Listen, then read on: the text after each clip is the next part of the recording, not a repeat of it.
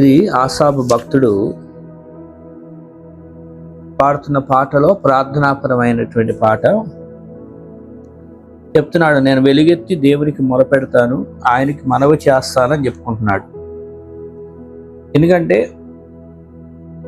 ఆసాపు తను దేవుని గూర్చిన కార్యాలు చూసి ఉన్నాడు కాబట్టి, ఆ దేవుని గొప్పతనం ఏంటో తను తెలిసి గ్రహించుకొని ఉన్నాడు కాబట్టి, అందుకే నేను ఎలుగెత్తి దేవునికి మొరపెట్టుకుంటాను, నాకు చెవి యొగ్గే వరకు నేను ఎలుగెత్తి మొరపెట్టుకుంటాను అంటున్నాడు. ఎందుకనంటే ఆయన దగ్గర ఎలుగెత్తి మొరపెట్టుకుంటే అది వ్యర్థమైపోదు. ఆయన దగ్గర మొరపెట్టుకుంటే ఆయన నిర్లక్ష్యం చేయడు, ఆ మొరని ఆయన ఆలకించేవాడు. కాబట్టే నేను ఎలుగెత్తి ఆయనకి మొరపెట్టుకుంటాను అని భక్తుడు అంత ధైర్యంగా చెప్తున్నాడు. మనం కూడా మనకు ఎదురయ్యే ప్రతి పరిస్థితిలో ఏదో ప్రయత్నాలు చేస్తాం అనుకునే కంటే ముందుగా చేయాల్సింది ఏంటంటే, నేను దేవుని దగ్గర ఎలుగెత్తి మొరపెట్టుకుంటా, ఆయన నా యొక్క భారం, నా బాధ ఆలకించేంత వరకు, నా విషయాలు ఆయన వినేంత వరకు నేను మొరపెట్టుకుంటాను అని ఇలా నిర్ణయం తీసుకోవాలి. దేవుని దగ్గరే నేను మొరపెట్టుకుంటా, దేవుని దగ్గర నేను ఆయనకి చెప్పుకుంటాను, ఆయన అడుగుతా సహాయం కోసం అని గట్టి నిర్ణయం తీసుకునే వారమై ఉండి అలా చేయాలి. అది మన బాధ్యత. రెండవ వచనంలో ఇంకొద్దిగా క్లారిటీగా వివరించి అదే చెప్పాడు. ఏమన్నాడంటే, నా ఆపత్కాలమందు నేను ప్రభువుని వెతికి తిని, రాత్రి వేళ నా చెయ్యి వెనుకకు తీయకుండా చాపబడి ఉన్నది, నా ప్రాణము ఓదార్పు పొందనలక ఉన్నది. ఆపత్కాలం అనేది ఒకటి వచ్చింది నాకు. రాత్రి వేళ ఇంకా నాకు కొద్దిగా ఇబ్బందిగా ఉంటుంది, అనీజీగా ఉంటుంది.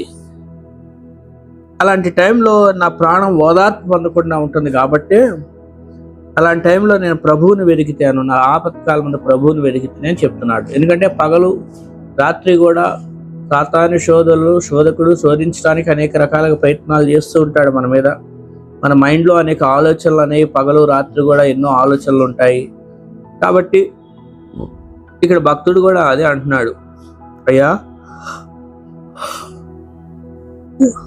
రాత్రి వేళ ఓదార్పు పొందనాలనుకున్నారంటే కారణం ఏంటంటే, రాత్రి వేళ ఆయన పాపం నిద్రపట్టట్ల.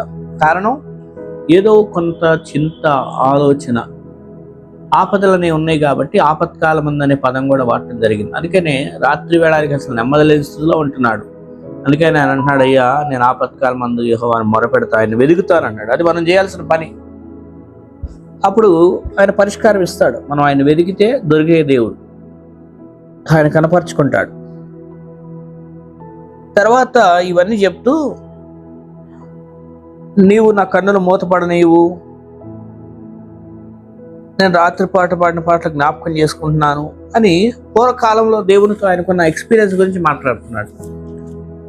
అవన్నీ ఎందుకు చెప్పుకుంటున్నాడంటే, అది దేవుని దగ్గర రుచి చూసి ఉన్నాడు, దేవుని దగ్గర తన పరిస్థితులు ఏంటో ఎక్స్పీరియన్స్, అనుభవంగా ఆ అనుభవాల్లో నుంచి వెళ్ళాడు కాబట్టి ఆ రోజున అవన్నీ జ్ఞాపకం చేసుకుంటున్నాడు. గతంలో ఏంటి, ఎలా జరిగినాయి పరిస్థితులు, అలాంటి టైంలో ఏం చేశాడు, దేవుని దగ్గర మొరపెట్టుకుంటే ఏం జరిగింది, ఎలాంటి అనుభవాల్లో నుంచి ఎలాంటి పరిస్థితులు వచ్చినాయి. మనం కూడా అప్పుడప్పుడు అవన్నీ జ్ఞాపకం చేసుకోవడం కోసం కూడా పరిస్థితులు మనకు తీసుకొస్తాడు.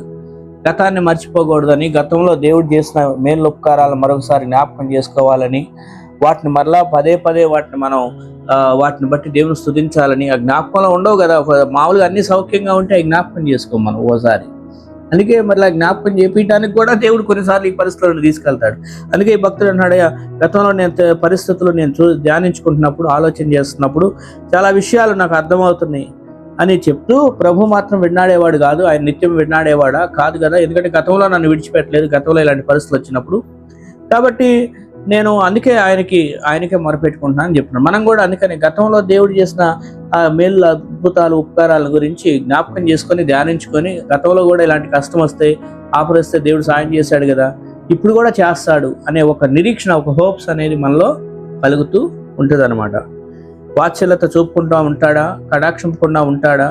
మన దేవుడు అలాంటి వాడు కాదు కదా, ఆయన కరుణా సంపన్నుడు కదా అనే విషయాన్ని మనకు జ్ఞాపకం వచ్చేటట్టుగా అర్థం చేపిస్తున్నాడు ఆ 9వ వచనం దాకా. ఆ తర్వాత ఆయన ఇంకో మాట ఏమడిగాడంటే, ఆయన ఇంకో 11వ వచనం అన్నాడు, యెహోవా చేసిన కార్యములను, పూర్వం జరిగిన నీ ఆశ్చర్య కార్యములను నేను మనసులోకి తెచ్చుకున్నాను. పూర్వంలో యెహోవా నువ్వు కార్యాలు చేసావు, ఆశ్చర్యకార్యాలు అనే పదం వాడారు. గతంలో కూడా ఆశ్చర్యాలు, అద్భుతాలు చేసావు కదా, అవి నేను నా మనసులో జ్ఞాపకం చేసుకుంటున్నాను. ఏదో కష్టాలు పడిన కష్టాలే కాదు, నువ్వు చేసిన ఆశ్చర్యాలు కూడా నేను జ్ఞాపకం చేసుకుంటున్నా అన్నాడు. అవి జ్ఞాపకం చేసుకున్నప్పుడు ఏం చేయాలి అంటే దేవుని స్తుతించాలి. తర్వాత 14లో కూడా మరలా అదే చెప్పాడు, ఆశ్చర్యక్రియలు జరిగించి దేవుడవు నీవే, జనములలో నీ శక్తిని నువ్వు ప్రత్యక్షపరచుకొని విన్నావు. సో జనాల మధ్య మనల్ని పెట్టి ఆయన శక్తిని ప్రత్యక్షపరచుకునే కార్యక్రమాలు మన జీవితాల్లో మన ద్వారా జరిగిస్తాడు. అదే అక్కడ దాంట్లో ఉన్న అర్థం, ఆశ్చర్యక్రియలు జరిగించి దేవుడవు నీవే. ఎక్కడో మనల్ని అరణ్యంలోకి తీసుకెళ్ళి 4 గోళ్ల మధ్య చేయటం కాదు, జనముల మధ్య ఉంచి మనకు ఆశ్చర్యకార్యాలు జరిగించి జనాలు కూడా అది చూసి ఆశ్చర్యపడేట్లుగా చేయగలడు ఆయన. అదనమాట గొప్ప విషయం. సో అంత గొప్ప దేవుడు ఉన్నాడు. ఆ తర్వాత జలముల గురించి, మేఘరాశుల గురించి, ఉరుముల ధ్వని గురించి, భూమి వడకటం గురించి ఇవన్నీ మాట్లాడారు. అంటే ప్రకృతి, ఈ సృష్టి అనేటువంటిది దేవుని మాటకి వణుకుచూ భయపడుతున్నాయి అని అంటే మన మిగిలిన పరిస్థితులన్నింటినీ కూడా ఆయన కంట్రోల్లో ఉంచుకోగలడు. ఆయనకి ఆధిపత్యం అనేది ఉన్నది. కాబట్టి మనం ఏ పరిస్థితులను బట్టి మనం భయపడే అవసరం లేదు. మన పరిస్థితులన్నీ ఆయన కంట్రోల్లో ఉంచుకుంటాడని జ్ఞాపకం చేస్తున్నాడు. ఎందుకని ఇశ్రాయేలు ప్రజల్ని తీసుకొస్తున్నప్పుడు ఎర్ర సముద్రం ఎదురుగా వచ్చింది, వెనకాల చూస్తే శత్రువులు ఉన్నారు. అలాంటి టైంలో దేవుని ప్రజలను విడిచిపెట్టకుండా వాళ్ళ కోసం సముద్రాన్ని విడిపించాడు. ఇట్లా 2గా విడిపించడం, ఆరణ్యాలు రావడం, ఆ తర్వాత ప్రజలందరూ వాటి మీద దాటిపోవడం. దేవుని ప్రజలు మరి శత్రువులు వద్దాం అందుకునేసరికి వాళ్ళ జలాల్లో వారి రథాలు అవన్నీ కూడా వారు కూడా జలములలో కొట్టుకుపోవడం ఇవన్నీ జరిగినాయి కదా. సృష్టి అంతా దేవుని మాట వింది, దేవుడు కంట్రోల్లో పెట్టుకున్నాడు. దేవుని పిల్లల కోసం ఆయన అద్భుతాలు చేశాడు, మేఘాలను ఉపయోగించుకున్నాడు, భూమి కంపించేటట్లు చేశాడు. సో ఇవన్నీ చూస్తుంటే దేవుడు మన కోసం ప్రకృతిని కూడా ఆయన కంట్రోల్లో పెట్టుకొని ఉపయోగించుకునే దేవుడు, మనకు విషయాలను కూడా ఆయన కంట్రోల్లో పెట్టుకొని ఉపయోగించుకోగలిగిన దేవుడు.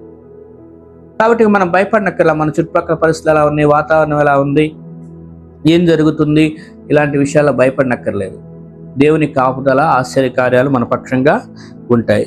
ఇవన్నీ చెప్తే ఇంకొక మాట ఏం చెప్పారంటే, చివరి మాట, మోషే అహరోనుల చేత నీ ప్రజలను మందవలే నడిపించితి అన్నాడు. ఆయన నడిపించాడు కానీ వదిలిపెట్టేసేలా నడిపిస్తూనే వచ్చాడు దేవుడు.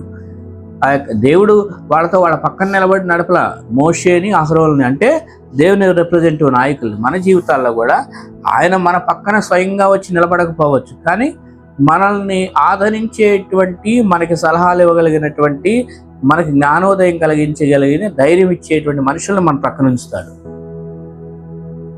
ఆయన పెట్టి నడిపిస్తూనే ఉంటాడు, కానీ ఒక చోట అక్కడితో ఆగిపేసే దేవుడు కాదు.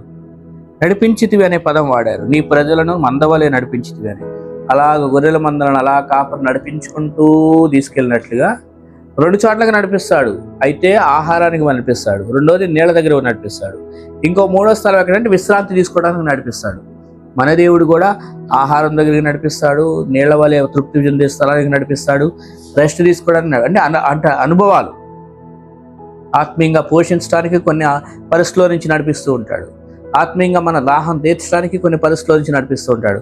ఆ తర్వాత అలసిపోయిన మన ప్రాణానికి కొన్నిసార్లు ఆ రెస్ట్ ఇవ్వడానికి, విశ్రాంతిని ఇవ్వడానికి, ఆ యొక్క రిలాక్సింగ్ మైండ్ సెట్ని ఇవ్వడం కోసం అలాగా నడిపిస్తూ ఉంటాడు, నెమ్మదినివ్వడానికి. ఆయన నడిపించే దేవుడే కానీ వదిలిపెట్టే దేవుడు కాదు ఎలాంటి పరిస్థితులైనా. సో దేవుడు ఇంత గొప్ప దేవుడు ఉన్నాడు కాబట్టి మనం కూడా ఆయన దగ్గర మొరపెట్టుకొని ధైర్యంగా ప్రార్థన చేస్తే, ఆసాబు చేసిన ఇలాంటి ప్రార్థనలు మనం కూడా చేస్తే, దేవుని మాటలను ధ్యానించుకుంటూ, ఆయన కార్యాలను ధ్యానించినప్పుడు అని పదే ఈ అధ్యాయాల్లో అతను వాడటం జరిగిందనమాట. అన్నాడు, ఆశ్చర్యకార్యములు జరిగించి దేవుడు నీవే అన్నాడు. 12లో నీ కార్యమంతా నేను ధ్యానించుకుందని అన్నాడు, నీ క్రియలను నేను ధ్యానించుకుందని అన్నాడు.